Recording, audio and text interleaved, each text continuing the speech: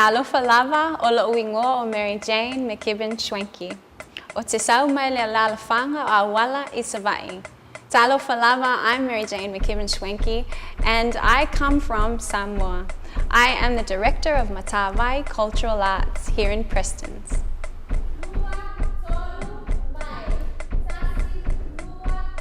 I've in the past been a radio broadcaster for Pacific Media Network in New Zealand, and I had my own radio program for about 6 years, so I studied journalism there too.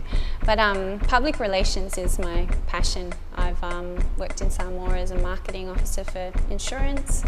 I've also been a cultural advisor's office for the Samoa Visitors Bureau, so it's always been something cultural and working with Pacific people. The fact that being a whakasi myself, half Samoan, half Palangi from New Zealand, I know the struggles and what it's like to not feel like you belong anywhere, and I can only imagine that it's something that young Pacific Island Māori people still feel even today, whether you're half or full or whatever the case may be. It's really that sense of cultural identity, and I thought that rather than sit around and whinge and complain and talk about it, why not be one of those people that tries to find a way and a solution to the problem. One of the things that I'm always big on is I guess being a role model and proving that we can be self-sustainable. You know, we don't have to rely on others all the time, and not saying that that's what we do as a community, but just for myself too, it was something I wanted to prove to myself. So yes, I want a successful business to run. B, and this is on the same line, it's not above or below. I wanted a place where even my own children can come to and say, I learned something about myself today.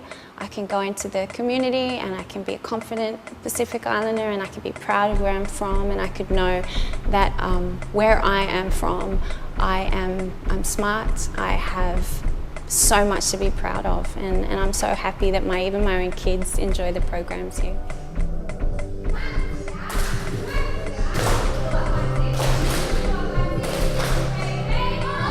Do things out of sheer passion. So I will not do a job unless I feel like my heart is leading me there. And it's always been in the field of helping the community, Pacific Islanders, Māori.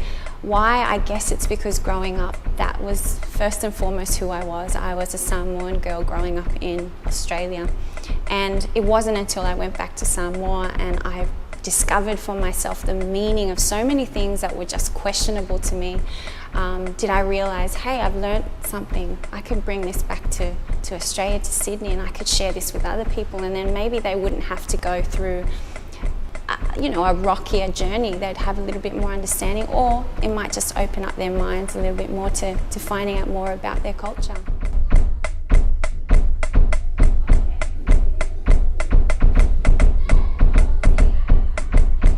Some of the key lessons that I've learned along the way, and I think this was something from a very young age, is to work hard at what you do, whether it's studying, whatever it is. But with performing, I always wanted to be the best. I wanted to be memorable, and I wanted it to be professional. So I would work very hard, 4 times a week training on dancing alone.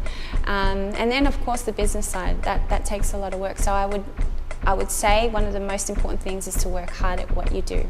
If you are wanting to go into performing arts, I would say most definitely study. You know, for longevity in your career, it's always good. I did not study performing arts, but I've been around people that have, and just to see the way they can bring out their idea or their expressions onto the stage is something that you can only really gain if you study at university or whatever. But if people don't have that opportunity, then to be around like-minded people, be with people that love to be creative, people that will encourage you, people that are supportive, get into a theatre group or join a dance group even, and never stop getting better and growing from that.